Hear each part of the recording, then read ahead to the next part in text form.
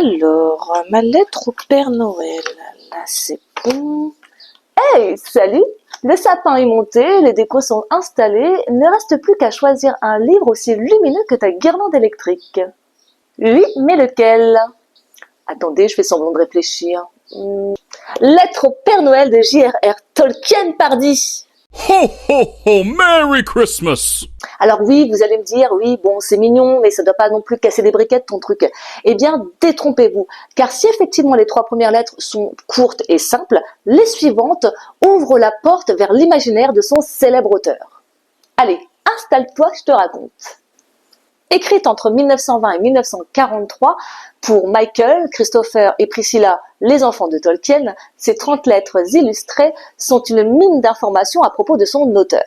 Tout d'abord, on remarque les différentes adresses. De Leeds à Oxford, celle-ci témoigne, suite à son activité professorale, les différents déménagements de Tolkien. Ensuite et surtout, on assiste à l'émergence créative foisonnante de l'auteur. Au fil des années, s'invite dans les lettres l'ours du pôle Nord, un personnage maladroit et facétieux qui donne bien du fil à retordre au Père Noël.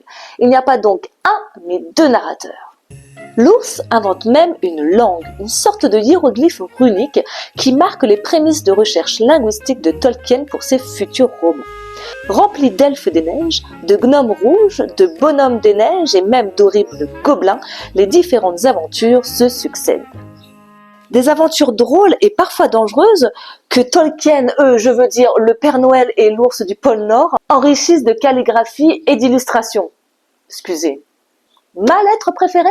Celle de 1926 dans laquelle l'ours du pôle Nord ouvre le robinet d'aurore boréale, faisant ainsi exploser 2 ans de feux d'artifice d'un seul coup. Oh my God!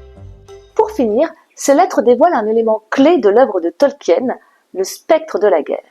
En effet, les lettres écrites jusqu'en 1943 révèlent subtilement la crainte du conflit armé. Plus qu'une succession, Lettres du Père Noël de Tolkien est un recueil à double lecture qui, j'en suis certaine, plaira aux petits comme aux grands. Il ne te reste plus qu'à rejoindre ta médiathèque ou ta librairie indépendante si possible pour te procurer ce petit bout de joie. Bon, moi je te laisse parce que j'ai une lettre à terminer, ok? Ciao!